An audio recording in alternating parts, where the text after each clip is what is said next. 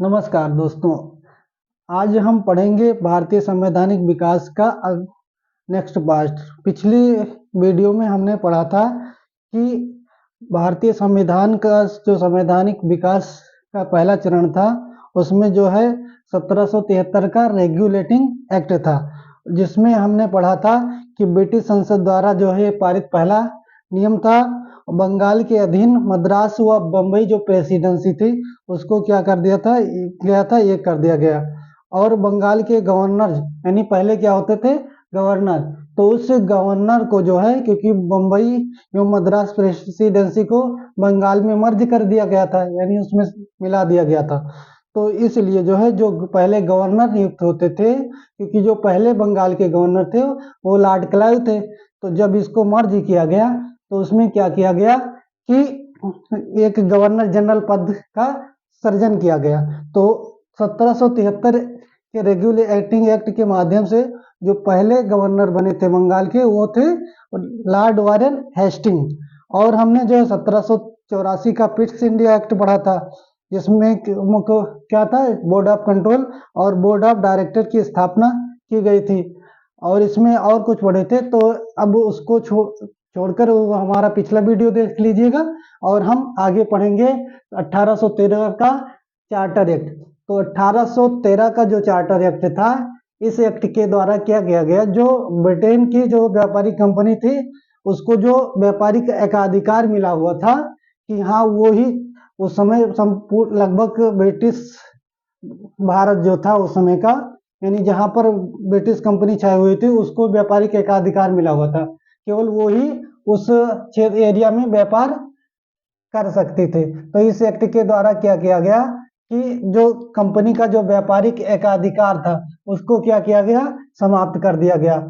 और क्या किया गया कि जो कंपनी का जो व्यापारिक एकाधिकार समाप्त किया गया, लेकिन कुछ क्षेत्रों पर जो है उसको व्यापारिक एकाधिकार मिला हुआ था। जैसे कंपनी जो है चाय की का व्यापारिक एकाधिकार करने का अधिकार उसको प्राप्त था, और वो उसी के साथ साथ चीन देश के साथ जो है उसको व्यापारिक अधिकार बना रहने दिया गया। और क्या प्रावधान किया गया कि उसमें जो है शिक्षा पर, यानी भारतीयों के लिए जो शिक्षा व्यवस्था थी उस पर जो है प्रति वर्ष क्या किया गया, 1 लाख रुपए खर्च करने का उसमें प्रावधान शामिल किया गया। इसमें 1813 का जो चार्टर एक्ट था, यानी 1813 का जो अधिनियम बना था। और क्या किया गया कि इसमें जो है स्थानीय स्वशासन को कर लगाने की अनुमति दी गई, यानी जो स्थानीय स्तर पर प्रशासन जो चल रहा था वो अपना कारोबार सही से चला सके, तो उसके लिए जो राजस्व की आवश्यकता होती थी उसके लिए जो है उनको जो है टैक्स लगाने की, यानी कर लगाने की क्या किया गया, अनुमति प्रदान किया गया, यानी आज्ञा दिया गया। और इसमें अगला प्रावधान क्या था, जो ईसाई मिशनरियां थी, यानी जो धार्मिक प्रचार करती थी, यानी जो ईसाई धर्म का प्रचार करती थी, उनको जो है भारत में अपने धर्म के प्रचार प्रसार, यानी अपने धर्म का वो प्रचार प्रसार कर सके, उसका फैलाव कर सके, लोगों तक उसका संदेश दे सके, जो उससे प्रभावित हो वो उसमें क्या करे, उस धर्म को अपना ले। तो इसकी क्या किया गया, छूट दी गई। इस किसके तहत, 1813 के चार्टर एक्ट के तहत। और क्या किया गया, जो राजस्व नियंत्रण को, यानी जो राजस्व नियंत्रण स्थापित था उसको जो है 20 वर्ष के लिए क्या किया गया, इसको और आगे बढ़ा दिया गया। और इसी के क्रम में हम अगला एक एक्ट पढ़ेंगे, वो क्या है, 1813 का चार्टर एक्ट। तो जो 1813 का चार्टर एक्ट है उसमें आगे हम क्या पढ़ेंगे कि 1833 का 1833 का चार्टर एक्ट, क्योंकि 1813 का हम पढ़ चुके हैं। तो 1833 के चार्टर एक्ट में जो प्रावधान किया गया, यानी क्या क्या उसमें नियम कानून बनाए गए, उसको हम आगे पढ़ेंगे। तो 1833 का जो चार्टर एक्ट था उसमें पहला प्रावधान था कि इस एक्ट के द्वारा जो है बंगाल के गवर्नर को, जो बंगाल का गवर्नर जनरल होता था उसको जो है संपूर्ण भारत का गवर्नर जनरल घोषित कर दिया गया। तो इस एक्ट का जो प्रथम जो बात थी वो क्या थी कि इस एक्ट के द्वारा क्या, इस एक्ट के द्वारा इस एक्ट के द्वारा बंगाल के बंगाल के गवर्नर जनरल को, बंगाल के गवर्नर जनरल को संपूर्ण भारत का, यानी पूरे भारत का, संपूर्ण भारत का गवर्नर जनरल क्या किया गया? जो बंगाल का गवर्नर जनरल था उसको संपूर्ण भारत का गवर्नर जनरल बना दिया गया। तो ये पहली बात थी, क्या थी? 1833 के चार्टर एक्ट का। इस एक्ट के द्वारा जो बंगाल का गवर्नर जनरल था उसको जो है संपूर्ण भारत का गवर्नर जनरल बना दिया गया। इस क्रम में अगला जो इसका प्रावधान था कि इस एक्ट के द्वारा, यानी जो इसके द्वारा क्या किया गया कि नए पद का सृजन हुआ कि जो वो गवर्नर जनरल था बंगाल का उसको जो है संपूर्ण भारत का गवर्नर जनरल बना दिया गया। तो इसके तहत जो संपूर्ण भारत के गवर्नर जनरल बनने वाले जो प्रथम व्यक्ति थे उनका क्या नाम था?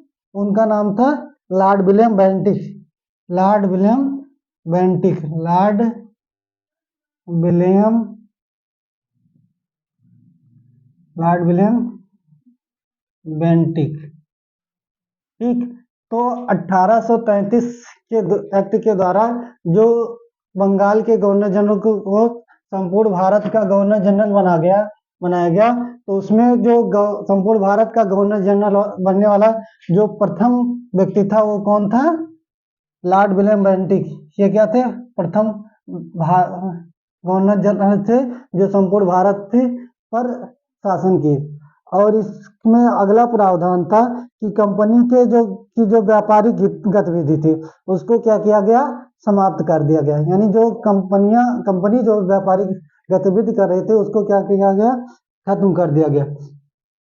तो इसमें क्या है कि कंपनी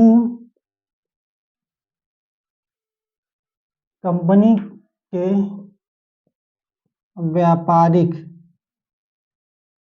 व्यापारिक गतिविधि को, क्या? कंपनी के व्यापारिक गतिविधि को समाप्त कर दिया गया।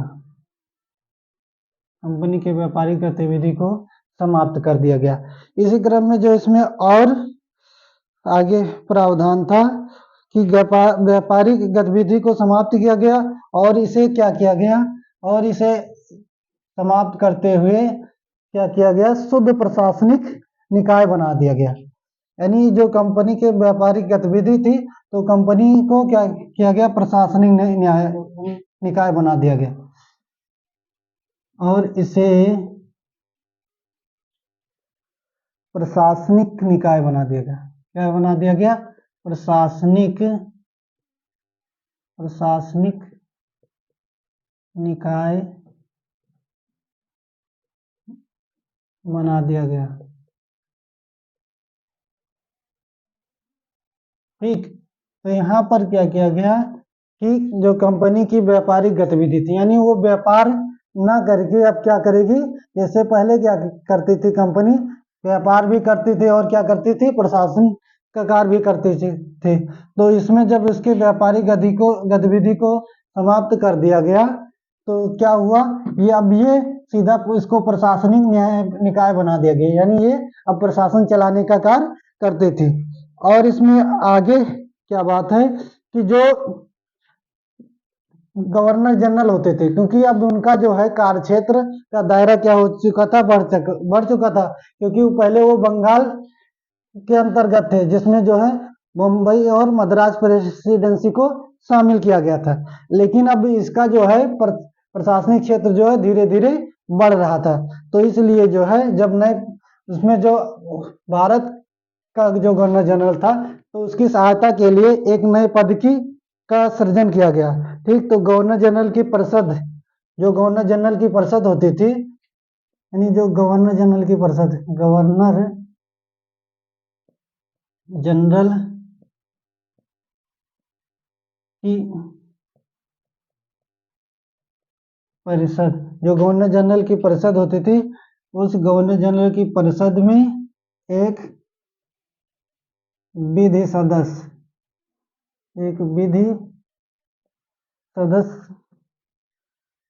की नियुक्ति की गई। विधि सदस्य की नियुक्ति की गई। यानी गवर्नर जनरल जो है प्रशासनिक कार्य को सुचारू रूप से आगे बढ़ा सके, उसको चला सके, उसके लिए क्या किया गया, जो गवर्नर जनरल की परिषद होती थी, क्या गवर्नर जनरल की परिषद में, उसमें एक विधि सदस्य कहें तो जो कानून का जानकार होता था, उस पद का सृजन किया गया और इस पद पर बैठने वाला प्रथम व्यक्ति यानी जो पहला विधि सदस्य था। अगर लिखना चाहे तो यहाँ लिख दे कि जो इसके तहत बैठने वाला पहला विधि सदस्य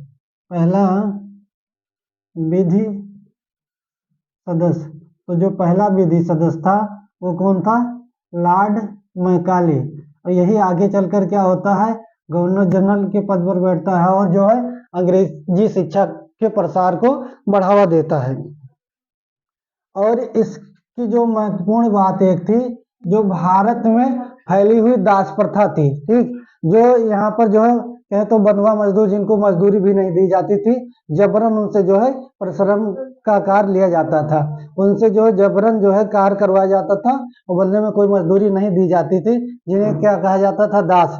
तो इस दास प्रथा को जो है इस एक्ट के द्वारा यानी 1833 का जो चार्टर एक्ट था उसके द्वारा क्या किया गया? दास प्रथा को समाप्त कर दिया गया। तो दास प्रथा को क्या किया गया? दास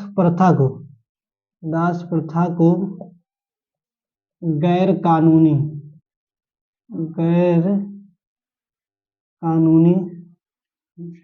घोषित कर दिया गया। यानी जो लोग दास को रखते थे उसको क्या किया गया? उसको गैर कानूनी घोषित कर दिया गया। यानी अब कोई भी व्यक्ति कर दिया गया, यानी अब कोई भी व्यक्ति किसी भी व्यक्ति को दास बनाकर नहीं रख सकता। अगर उसको काम करवाना है तो उसको जो है उस कार्य के बदले उसको पारिश्रमिक देना पड़ता था, यानी उसको जो है रुपया देना। तो ये दास प्रथा को समाप्त कर दिया गया इस एक्ट के द्वारा, 1833 के चार्टर एक्ट के द्वारा। तो एक बार हम इसको जो है पुनः रिवीजन कर लेंगे कि हम आज क्या पढ़े? पॉलिटी के अंतर्गत 1833 का चार्टर एक्ट। इस एक्ट में हमने क्या अध्ययन किया? इस एक्ट के द्वारा जो कंपनी को व्यापारिक अधिकार मिला हुआ था उसको क्या किया गया? खत्म कर दिया गया। और कंपनी को कुछ क्षेत्रों में व्यापारिक अधिकार दिया गया, बना रहने दिया गया। वो क्या था? चाय के साथ चाय का वो व्यापार कर सकता था, उस पर उसको एकाधिकार प्राप्त था और वो चीन के साथ व्यापार कर सकता था। और क्या किया गया? शिक्षा पर, यानी जो शिक्षा व्यवस्था थी उस पर जो प्रतिवर्ष 1 लाख रुपए खर्च करने का प्रावधान किया गया। और जो स्थानीय स्वशासन था उसको जो है कर लगाने की अनुमति दी गई। इसमें और क्या किया गया? ईसाई मिशनरियां जो थी उनको जो है भारत में धर्म के प्रचार प्रसार की अनुमति प्रदान की गई। और जो राजस्व नियंत्रण था उसको जो है 20 वर्ष के लिए इसको बढ़ा दिया गया। और आगे क्या अध्ययन किया हमने? 1833 का चार्टर एक्ट। इसमें क्या प्रावधान था कि इस एक्ट के द्वारा जो बंगाल का गवर्नर जनरल था उसको क्या किया गया? संपूर्ण भारत का गवर्नर जनरल बना दिया गया। और इस के द्वारा जो है जो पहला गवर्नर जनरल बना संपूर्ण भारत का वो कौन था? Lord William Bentinck. कंपनी के व्यापारिक गतिविधि को क्या किया गया? समाप्त कर दिया गया। अब कंपनी को क्या किया गया? इसे जो है प्रशासनिक निकाय बना दिया गया। गवर्नर जनरल की परिषद में एक विधि सदस्य की नियुक्ति की गई, यानी एक विधि सदस्य को जो है गवर्नर जनरल की जो परिषद होती थी उसमें एक विधि सदस्य को नियुक्ति किया गया। और इसके तहत जो पहला विधि सदस्य नियुक्त हुआ उसका क्या नाम था? Lord Macaulay. और क्या किया गया?